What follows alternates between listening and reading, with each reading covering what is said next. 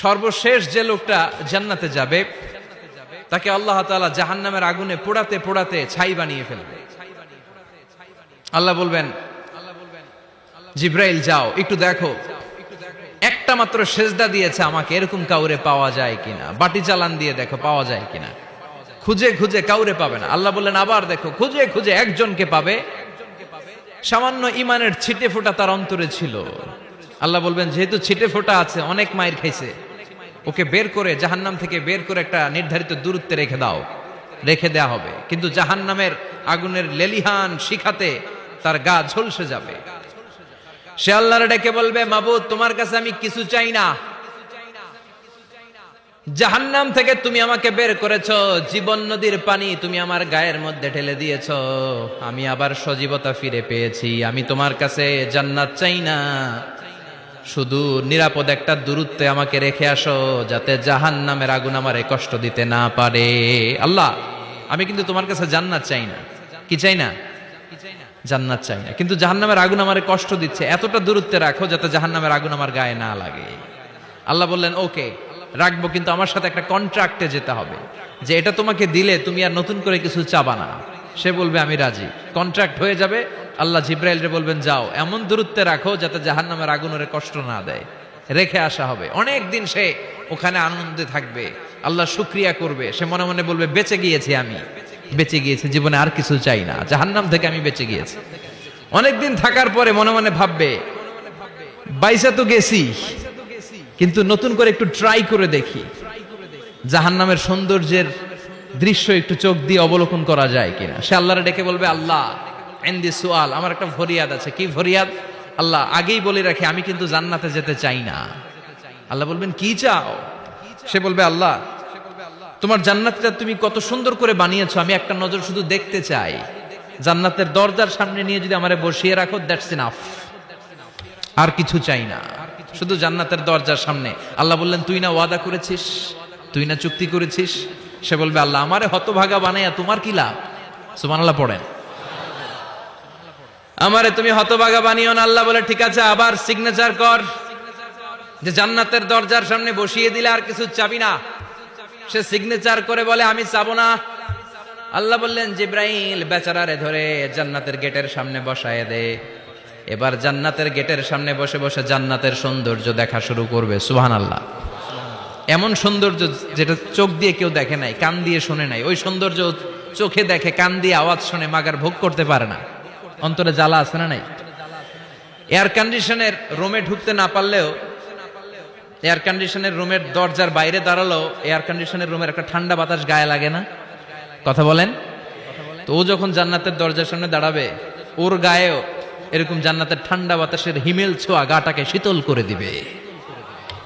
ওই শীতল হয়ে যাওয়ার পরে আর তো সহ্য হবে না, আবার আল্লাহরে ডাকবে, মনে মনে ভাববে আর একটু ট্রাই করি না, দোষ কি, আস্তে আস্তে অনেক দূর তো আগাইছি। সুবহানাল্লাহ কইবেন না? এবার আল্লাহরে বলবে আল্লাহ ইনদি সুআল, আল্লাহ তুমি যদি কোনো বিষয়ে নতুন করে ডিসিশন নাও, তোমারে জিজ্ঞেস করার মতো কি কেউ আছে? আল্লাহ বলেন না, আমি তো সব রাজার বড় রাজা, মহারাজা, আমার উপরে তো কারো কথা চলে না। ওই হতভাগা লোকটা বলবে আল্লাহ এত সুন্দর জান্নাত তুমি বানালা, চোখ দিয়ে সৌন্দর্য দেখি, কান দিয়ে আওয়াজগুলো শুনি, হুর আর গেলমান হেঁটে বেড়ায়, এত সুন্দর জান্নাত চোখ দিয়ে দেখি, ঢুকতে পারি না, আমারে কষ্ট দিয়ে তোমার কি লাভ? ও আল্লাহ আমারে তুমি মাফ করে দাও, জান্নাতের চিপার মধ্যে এক কর্নারে তুমি একটু আমারে জায়গা করে দাও। আল্লাহ বলবেন ওয়াই হাক ইয়াবনা আদম, তোর ধ্বংস হোক হে আদম জাত, মা আগদারাকা, তোর চেয়ে বড় গাদ্দার আমি আমার সৃষ্টিকুলে কাউরে দেখি নাই, কারণ তুই আমার সাথে চুক্তি করিস আর চুক্তি ভঙ্গ করিস। আল্লাহর রহমতের দরিয়ায় তখন জোশ খেলে যাবে, ওর আকুতি মিনতি চাহনি আল্লাহর রহমতের দরিয়ার মধ্যে জোশ লাগিয়ে দিবে। আল্লাহর দয়া হয়ে যাবে, মায়া হয়ে যাবে। আল্লাহ বলবেন ঠিক আছে জান্নাতে যা। লোকটা এবার এক দৌড়ে জান্নাতের ভিতরে ঢুকে যাবে। লোকটার দৌড় দেখে আবার লোকটারে আল্লাহ ডেকে বলবে একটু দাঁড়া, একটু দাঁড়া, জান্নাত তো দিছি, তো দৌড় দিলি কেন? সুবহানাল্লাহ কইবেন না? লোকটি বলবে আল্লাহ প্ল্যান তো আমি কম করি নাই, এত চেষ্টার ফলে আমি আসতে পারছি, আবার যদি তুমি বাইর করে দাও, এই জন্য এক দৌড়ে এমন চিপার মধ্যে লুকামো যাতে তুমি আমার না দেখো। আবার আল্লাহর রহমতের দরিয়ায় জোশ খেলে যাবে, আল্লাহ কাছে ডাকবে, কাছে আয়, ও গোলাম তোর কি মনে চায় আমারে বল, আজকে তুই চাইতে থাক, আমি দিতে দিতে তোর মনের সব আশা পূরণ করে দেব।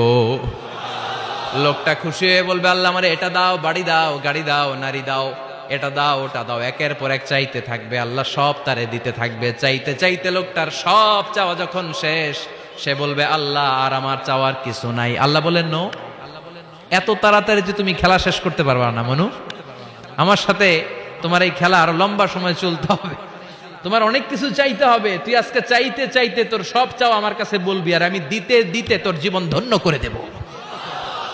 সে আবার চাইতে শুরু করবে, আল্লাহ এটা দাও, ওটা দাও, ওটা দাও, আল্লাহ দিতে দিতে সব দিবে। এরপরে বলবে, আল্লাহ মাফও চাই, দোয়াও চাই, আর চাওয়ার কিছু নাই। আল্লাহ বলবেন, তাই ঠিক আছে, তোরে আমি জান্নাতে ঢুকাই দিলাম, তবে মনে রাখিস তোর জান্নাতটা হবে সবচেয়ে ছোট জান্নাত, আর তোর জান্নাতটা হবে এই পৃথিবীর 10 গুণ। চিল্লা এখন সুবহানাল্লাহ। বুখারীর বর্ণনা, আখিরু মান দাখালাল জান্নাত, যে লোকটা সর্বশেষ অনেক মাইর খাইয়া রিমান্ডে থাকার পরে জান্নাতে ঢুকবে, তার জান্নাতটা যদি পৃথিবীর 10 গুণ হয়, তাহলে আমাদের সবাইরে ফেরদাউসে ঢুকাতে আল্লাহর কোনো সমস্যা আছে? চিল্লায় বলেন, সমস্যা আছে? এজন্য আমরা আল্লাহর কাছে কোন জান্নাত চাই? কথা বলেন। রব্বুল আলামিন বলেন, ওয়াসিকাল্লাযীনা ইত্তাকাউ রাব্বাহুম ইলাল জান্নাতি যুমারা হাত্তা ইযা জাউহা ওয়া ফুতিহাত আবওয়াবুহা ওয়া ক্বালা লাহুম খাজানাতুহা সালামুন আলাইকুম তিবতুম ফাদখুলুহা খালিদিন। সুবহানাল্লাহ পড়েন। আমরা এবার জান্নাতে ঢুকবো। সব জান্নাতীদেরকে নিয়ে আল্লাহ তাআলা বলবেন, ও ফেরেশতারা, আমার জান্নাতীদেরকে তোমরা ওয়েল রিসেপশন দিয়ে, রেড কার্পেট রিসেপশন, লাল গালিচার সংবর্ধনা দিয়ে জান্নাতে নিয়ে যাও।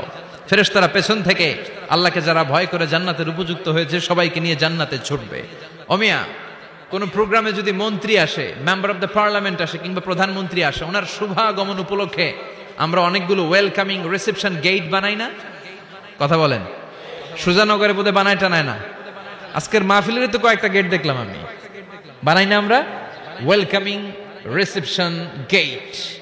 জান্নাতীদের জন্য এরকম, আপনারা যারা ফেরদাউসে ঢুকবেন আপনাদের জন্য এরকম ওয়েলকামিং রিসেপশন গেট থাকবে। ফেরেশতারা জান্নাতীদেরকে হাঁকিয়ে হাঁকিয়ে নিয়ে চলবে, আহলান ওয়া সাহলান মারহাবান বিকুম, কংগ্রাচুলেশন, আসেন আসেন আমরা সবাই মিলে জান্নাতে যাই। জান্নাতীরা আনন্দের চোটে ছুটবে আর ছুটবে। ছুটতে ছুটতে ছুটতে ছুটতে হঠাৎ করে বিশাল একটা ওয়েলকামিং রিসেপশন গেট পেয়ে যাবে। এই গেটটা যে কত সুন্দর আমি বর্ণনা দিয়ে বুঝাতে পারবো না। এই গেটের আশেপাশে ডানে বায়ে থাকবে অসাধারণ পরিবেশ, ফুলের বাগান, নাজ নেয়ামতে ভরপুর, রিফ্রেশমেন্ট, ফুড আইটেম, খাবার দাবারে ভরপুর, এত চমৎকার জায়গা। এই জায়গাটারে জান্নাতীরা দেখে জান্নাত মনে করে ওইখানেই বসে যাবে।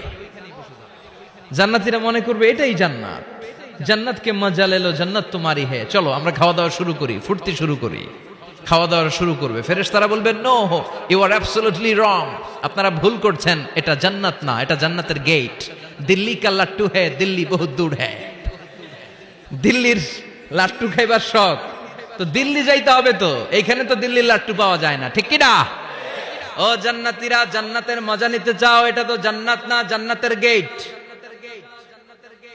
জান্নাতীরা আবার এই জায়গা ছেড়ে হাঁটতে শুরু করবে, হাঁটতে হাঁটতে হাঁটতে হাঁটতে